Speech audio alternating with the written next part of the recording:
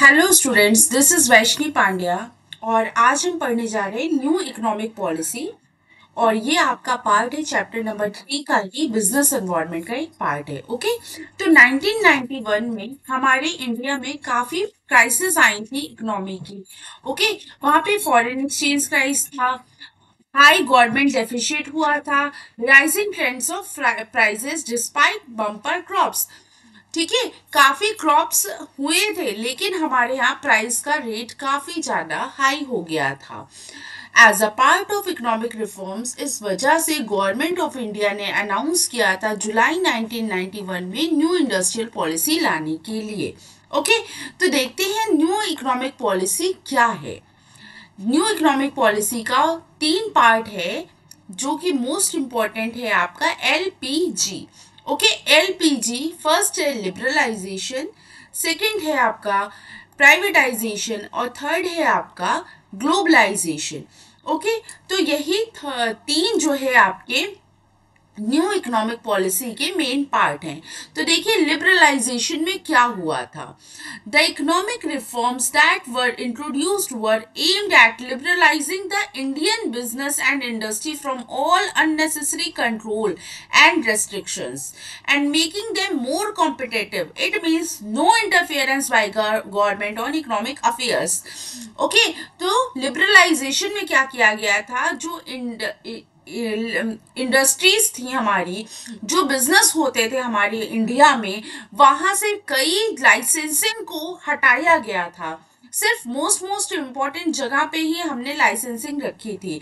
Okay, और बाकी सब जगह से हम लोगों ने रिलीज किया था, रेस्ट्रिक्शंस हटाए थे, अननेसेसरी जो कंट्रोल थे हमारे यहाँ पे, जिस वजह से हम लोग बिजनेस एंड इंडस्ट्रीज को बढ़ावा नहीं दे पा रहे थे, आगे एक्सपेंड नहीं कर पा रहे थे, उन सब चीजों में छूट दी गई। तो लिबरलाइजेशन का मतलब आप यही समझ सकते हैं कि जो अननेसेसरी रेस्ट्रिक्शंस एंड कंट्रोल्स लगाई गई थी उसको हटाया गया। ओके, नेक्स्ट है हमारा प्राइवेटाइजेशन। प्राइवेटाइजेशन है, it refers to giving greater role to private sector and decreasing the role of public sector. Privatisation में प्राइवेट सेक्टर्स को ज्यादा इंपॉर्टेंस दी गई, उनका रोल बढ़ाया गया अपने यहाँ इकोनॉमी में, और पब्लिक सेक्टर का रोल काफी ज्यादा था, वहां से पब्लिक सेक्टर का रोल को कम किया गया। यही आपका प्राइवेटाइजेशन है। प्राइवेटाइजेशन में सीधे सीधे आप कह सकते हैं कि प्राइवेटाइजेशन को बढ़ावा देना और पब्लिक सेक्टर, गवर्नमेंट के सेक्टर्स को हमने कम किया। It means allowing the private sector to come forward for establishing industries and take over the public industries into private hands by offering the shares in public enterprise to private individuals. Okay, तो इसका मतलब यही है कि private sectors में आगे बढ़ाया गया, हर चीज में हेल्प करी गई गवर्नमेंट के द्वारा भी, और पब्लिक इंडस्ट्रीज से गवर्नमेंट ने अपने हाथ को खींचना शुरू कर दिया। ओके, अपने हाथ वहां से हटाने शुरू कर दिए और प्राइवेट सेक्टर्स को और बढ़ावा दिया गया। नेक्स्ट आपका है globalisation. Globalisation means linking the economy of a country with the economies of other countries by means of free trade and free mobility of capital and labour etcetera.